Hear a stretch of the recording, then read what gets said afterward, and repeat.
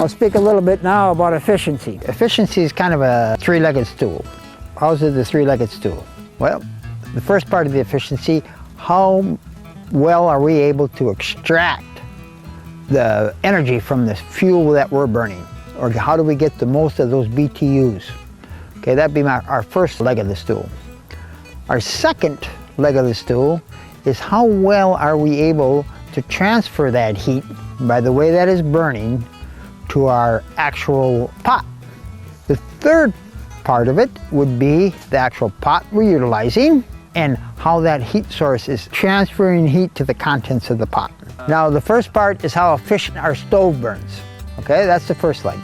So how efficient our stove burns makes a big difference how much fuel we use. Now if you take your typical open fire when you're burning wood, the best efficiency you can get on that is from about 15 to 30% efficiency. Now depending on the design of the stove, we can increase that efficiency to 60 to 70%. If we take a look here from the simple tin can bush cooker to our Bush Buddy type stove, which is basically a secondary combustion. You know, a lot of people will call these a wood gas stove. Well, they're no more a wood gas stove than your wood stove at home.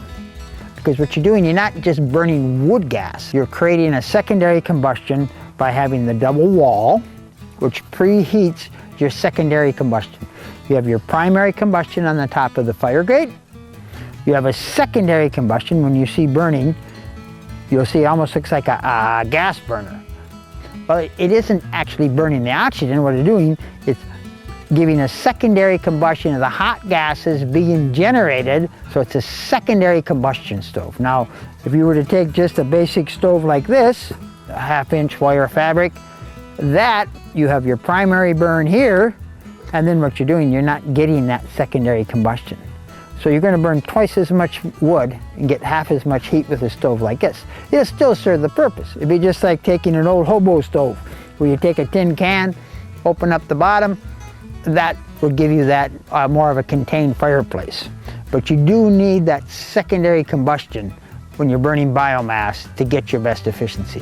When you use a highly efficient stove, you get twice as much heat, half as much wood. It's basically, that's all it is. The other ones will work just fine, and it just depends what you know, how you want to do it. Now when we come to our pots, I kind of just to give it a little bit of an illustration here. On this stove, this would be a Snow Peak 900 buck. This here stove fits perfectly inside. The width of the fire pot is just a little bit less than the width of the actual pot.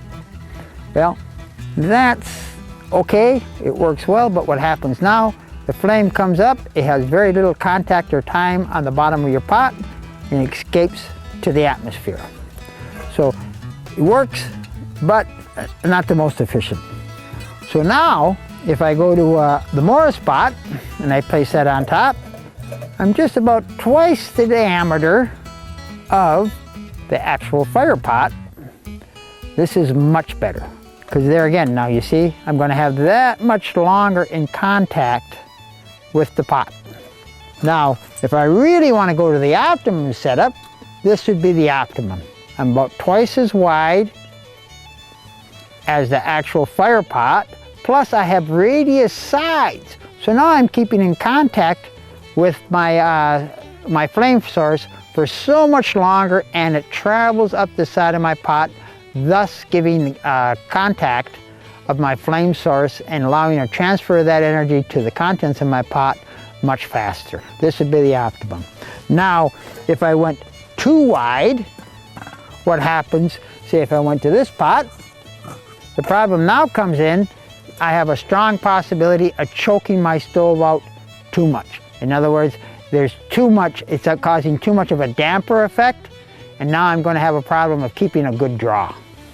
That would be the efficiency of the burn of the efficiency of how we're able to burn our biomass, the direction of how the flame is onto our pot, how much contact we're kept onto the surface. The next thing we have to realize is, do we have a windscreen? As you can see here on the setup right here, This would be an optimum setup right here. We're protecting the flame source from the outside atmosphere. We're keeping that contact with the pot for a considerable amount of time before it leaves to the atmosphere. We're using on the same principle as the Changia stoves and heat exchanger system. That will really increase our total efficiency. This I would call one of your optimum setups for your smaller pots. Once again, I say you're foolish not to use a windscreen. For the little bit of weight it adds, for what it adds in your efficiency, the quickness of burning, how fast you're able to cook, it's just so much superior than not using it.